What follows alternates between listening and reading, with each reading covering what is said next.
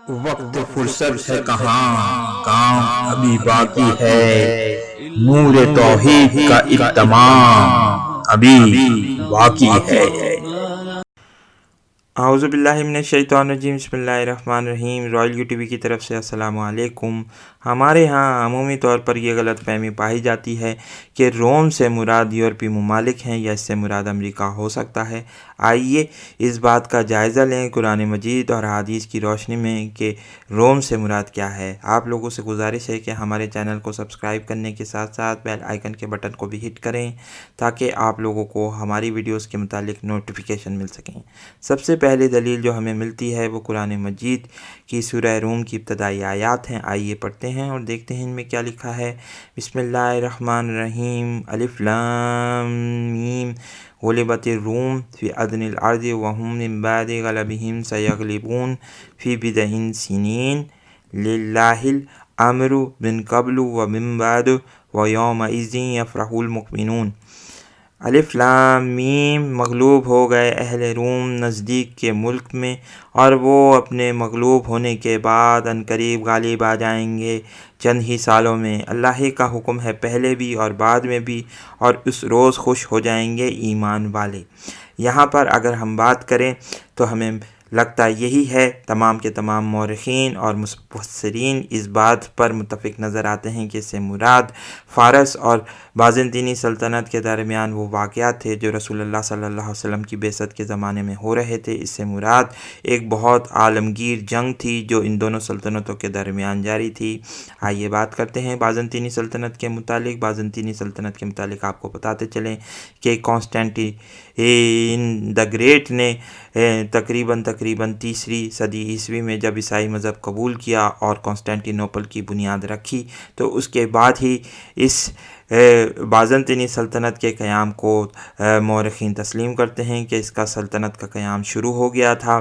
یہ کرتے کرتے تقریباً پورے تین کانٹیننٹس میں پھیل گئی تھی، اور یہ اس کا تمام سیرا کانسٹینٹین دی گریٹ کے جاتا ہے۔ یہاں آپ کو یہ بات بتاتے چلیں کہ اس کی ماں سینٹ ہیلینا کو ایک سینٹ کا درجہ حاصل ہے، عیسائی مذہب میں ایک بہت بڑا درجہ حاصل ہے، کیونکہ اسی عورت نے اس کراس کو نکالا تھا جو یہ متعلق عیسائیوں کا یہ نظریہ تھا کہ اس پر ہی حضرت عیسیٰ علیہ السلام کو صلیب پر چڑھایا گیا تھا۔ بہرحال یہ تاریخ کے کچھ واقعات ہیں جو ہمیں ملتے ہیں۔ پھر بہرحال ہم نے یہ بات دیکھی، یہاں پر قرآن مجید نے بضع سنین کہا۔ جب اس جنگ میں، اس بڑی لڑائی میں بازنطینی سلطنت کو شکست ہو گئی تھی تو اس کے تقریباً 9 سال کے عرصے کے بعد ہراکل نے حملہ کر کے خسرو پرویز اور فارس کی سلطنت کو تباہ و برباد کر دیا تھا اور دستگرد کے دارالحکومت پر قبضہ کر لیا تھا۔ تو یہ تاریخ کے واقعات ہیں جو ہمیں ملتے ہیں۔ اس کے بعد یہ سلطنت، یہ بازنطینی حکومت آہستہ آہستہ کمزور پڑتی چلی گئی تھی، اور پھر ہم نے یہ بھی دیکھا کہ 15ویں صدی عیسوی میں سلطان محمد فاتح ثانی نے حملہ کر کے قسطنطنیہ پر قبضہ کر لیا تھا۔ تو تاریخ کے واقعات ہیں، لیکن یہاں پر یہ بات آپ کو بتاتے چلیں کہ پہلی صلیبی جنگ اور دیگر صلیبی جنگوں میں بازنطینی سلطنت کا کردار ایک فیسیلیٹیٹر کا تھا۔ اس نے کوئی فعال کردار ادا نہیں کیا تھا۔ زیادہ تر پوپ اربن ثانی کی اپیل پر وہ یورپی ممالک جو زمانے میں عیسائی مذہب قبول کر چکے تھے وہ حملہ کرنے آتے تھے۔ یہی وجہ تھی کہ 1099 میں جب یروشلم کا محاصرہ کیا گیا تھا تو اس وقت بھی اس کیمپین کو لیڈ کرنے والے یورپی ممالک تھے، اور اس سے یہی مراد تھی کہ اس میں زیادہ تر فرانس، جرمنی اور دیگر ایسے ممالک شامل تھے جو کہ عیسائی مذہب کے محافظ اور نگران سمجھے جاتے تھے۔ لیکن اگر ہم قرآن مجید کی آیات کو پڑھیں اور ساتھ ہی ساتھ احادیث کی روشنی میں تجزیہ کرنے کی کوشش کریں تو ہمیں محسوس ہوتا ہے کہ رسول اللہ صلی اللہ علیہ وسلم نے قرب قیامت میں کی احادیث میں جو باتیں کہی ہیں اس سے مراد یہ یورپی ممالک نہیں ہیں، بلکہ اس سے مراد کوئی اور ملک ہو سکتا ہے۔ آئیے دیکھتے ہیں کہ کیا لکھا ہے، پھر کوشش کرتے ہیں کہ مزید تجزیہ آپ کے سامنے پیش کریں جو ماڈرن ڈیفینیشن کے اوپر پورا اترتا ہوا ہمیں نظر آتا ہے۔ آئیے پڑھتے ہیں، دیکھتے ہیں کہ کیا لکھا ہے۔ حضرت عوف بن مالک کہتے ہیں कि ग़ज़वा तबूक में नबी अकरम सल्लल्लाहु अलैहि वसल्लम की खिदमत में हाज़िर हुआ। आप इस वक्त चमड़े के खेमे में तशरीफ़ रखते थे। इस हदीस को आप बुखारी शरीफ में पढ़ सकते हैं। यहाँ हमने मिशकात शरीफ वॉल्यूम 3 हदीस नंबर 5184 को खोला है। आप सल्लल्लाहु अलैहि वसल्लम ने फरमाया, क़यामत से पहले तो 6 चीज़ों को गिन लो, मेरी मौत, दूसरे बैतुल मुक़द्दस का फ़तह होना, यानी बैतुल मुक़द्दस जब हज़रत उमर फ़ारूक रज़ी अल्लाह ताला अन्हु के ज़माने में फ़तह हुआ। तीसरे वबा आम जो तुम में बकरियों की बीमारी की तरह फैलेगी, इससे मुराद शायद कोरोना वायरस हो सकता है। चौथे माल की ज़्यादती, इस कदर कि अगर एक आदमी को 100 दिनार दिए जाएंगे तो वो इनको हकीर और ज़लील जानेगा और इस पर नाराज़ होगा। पाँचवें फितने का सहूर, जिससे अरब का कोई घर ना बचेगा।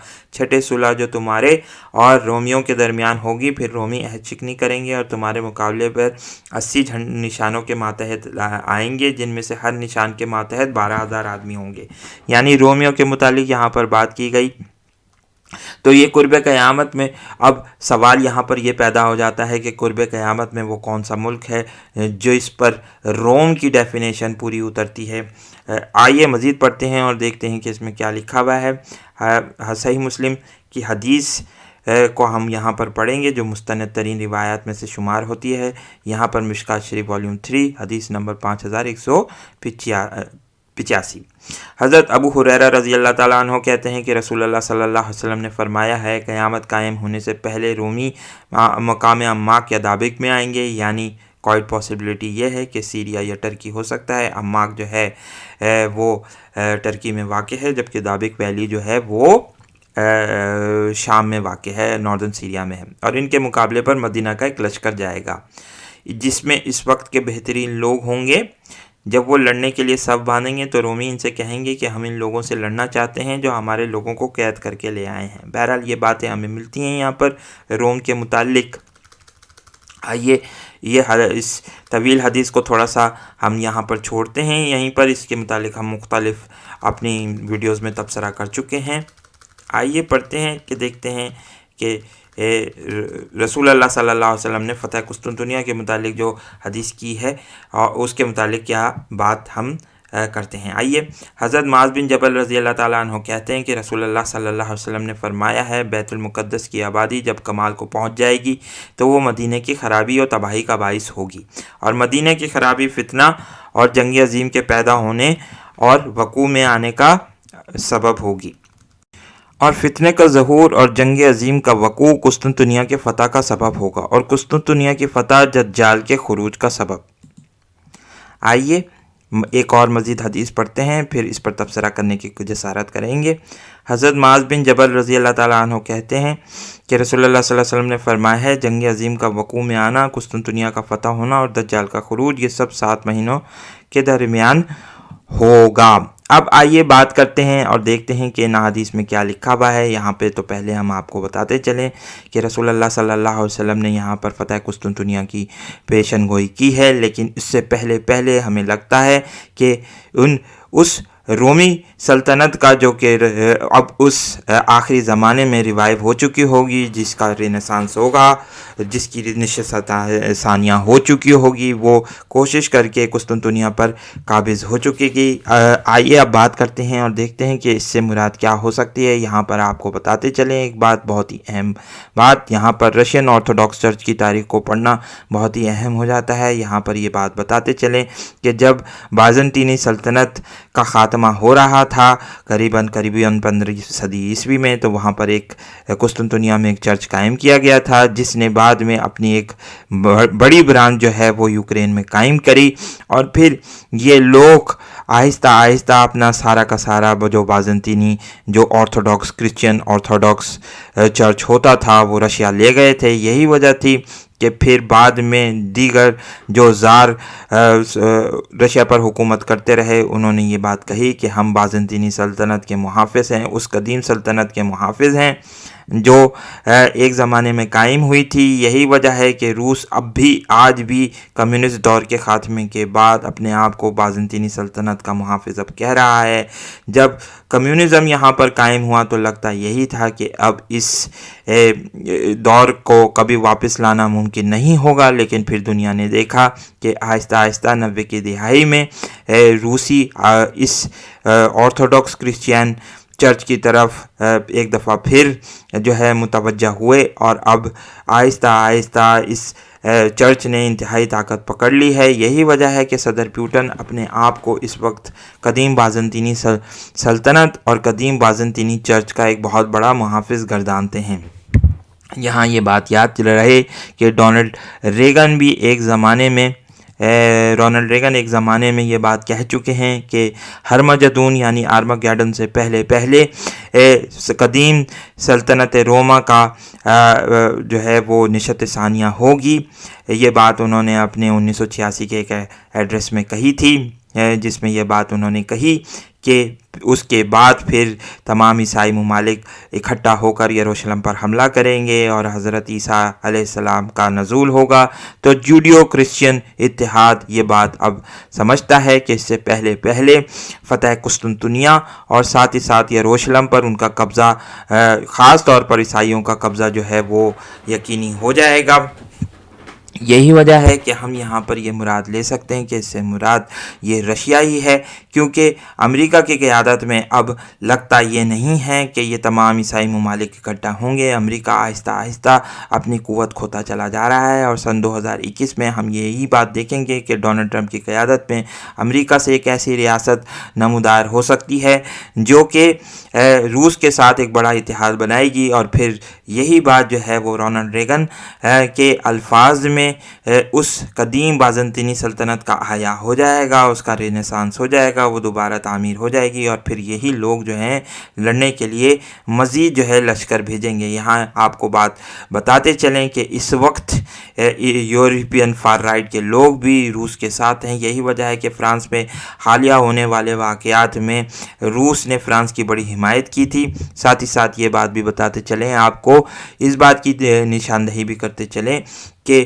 روسی اس وقت جو ہیں وہ سیریا میں اپنے اڈے بنا چکے ہیں، اور ساتھ ہی ساتھ وہ کوشش کر رہے ہیں کہ وہ ان عیسائی ملکوں کو بھی اپنے ساتھ شامل کریں جو ان کے ہم خیال ہیں۔ یہی وجہ ہے کہ بشار الاسد اور دیگر لوگ بھی اس کے ساتھ ایک بڑا الائنس بنا چکے ہیں۔ آرمینیا میں ہمیں جو جنگ اس وقت نظر آئی وہ بھی اسی بات کا شاخسانہ نظر آتی ہے۔ اس قدیم بازنطینی سلطنت کا احیا کرنے کی بھرپور کوششیں کی جا رہی ہیں عیسائی ممالک کی طرف سے۔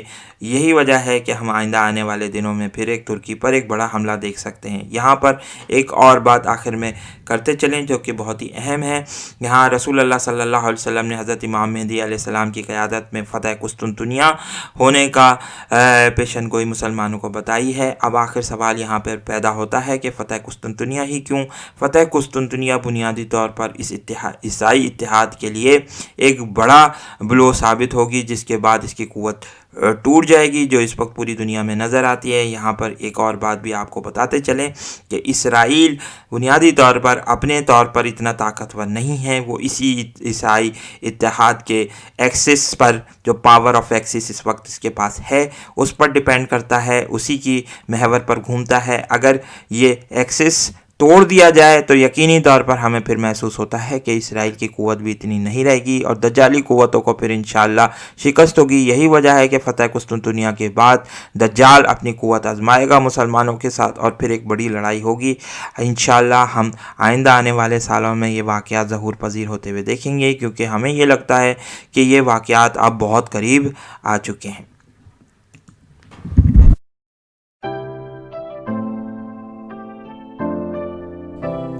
اس ویڈیو کو لائک کیجئے، شیئر کیجئے، دوستوں کے ساتھ ڈسکس کیجئے۔ بہت بہت شکریہ۔ السلام علیکم اور اللہ حافظ۔